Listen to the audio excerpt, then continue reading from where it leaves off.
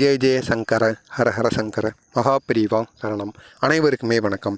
நாம் இந்த ஒரு மந்திரத்தை மட்டும் பிரம்ம முகூர்த்த வேலையில் நம்ம கூறணுமாங்க. பிரம்ம முகூர்த்த வேலையில் இந்த ஒரு மந்திரத்தை நம்ம கூறிட்டு வந்தோம்னா நம்மளுடைய தலையெழுத்தையும் புரட்டி போடுவாங்க.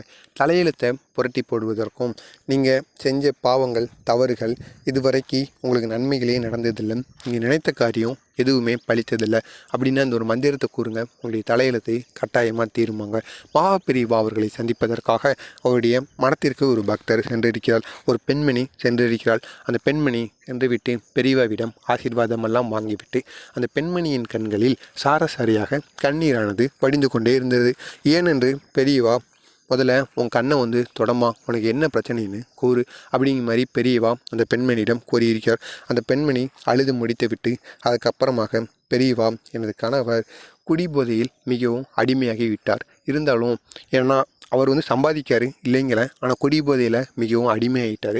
எனக்கு ரொம்ப பயமாக இருக்குது, குடிபோதையில் அவர் அடிமையானதுனால அவருடைய உயிர் சீக்கிரம் போயிடுமா அப்படின்னு எனக்கு ஒரு பக்கம் பயமாக இருக்குது.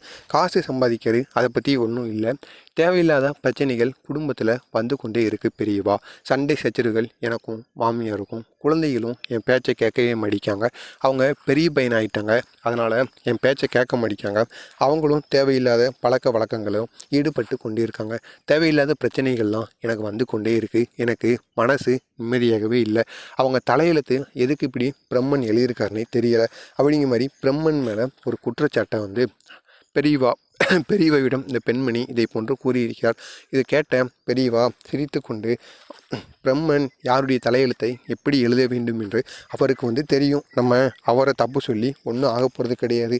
நம்ம குழந்தைகளை நம்ம தாமா பார்த்து வளர்க்கணும், பக்குவமாக நம்ம வளர்க்குறதுல தான் இருக்குது அப்படிங்கிற மாதிரி அந்த பெரியவா அந்த பெண்மணிக்கு புரியும் விதத்தில் எடுத்து கூறிவிட்டு, அதுக்கப்புறமா நீ உன் குழந்தைகளோட தலையெழுத்தை மாற்றணும் அப்படித்தானே உன்னுடைய ஆசை, நான் ஒன்று சொல்கிறேன், அதை மட்டும் உன் குழந்தைங்களை பண்ணிட்டு வர சொல்லு.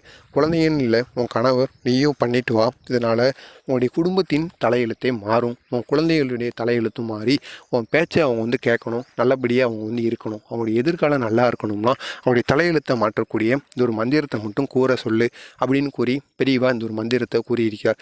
அது என்ன மந்திரம்னு பார்த்தோம் அப்படின்னா தலையெழுத்தை மாற்றக்கூடிய மந்திரம் தான். இதுதான் அது. ஓம் தன் மகேசாய வித்மகே வாக்வி சுத்தாய தீமகி தன்னோ சிவ பிரசோதயாத். இதுதான் அந்த ஒரு மந்திரம். இந்த ஒரு மந்திரத்தை மட்டும் நீங்கள் காலைல பிரம்ம முகூர்த்த வேலையில் எழுந்து சுத்தபத்தமாக காலையில் விளக்கேற்றி விட்டு நீங்களும் உங்கள் குழந்தைகளும் கூறிட்டு வாங்க, உங்கள் தலையெழுத்து கட்டாயமாக மாறும் அப்படின்னு காஞ்சி மகான் அந்த பக்தருக்கு அறிவுறுத்தியிருக்கார். எனவே நீங்களும் இந்த செயலை பண்ணுங்கள், உங்களுடைய தலையெழுத்தும் மாறும். மறக்காமல் நம்ம சேனலுக்கு நீங்கள் புதிய பார்வையாளராக இருந்தீங்கன்னா மறக்காமல் சேனலை சப்ஸ்கிரைப் பண்ணி வைத்து கொள்ளுங்கள்.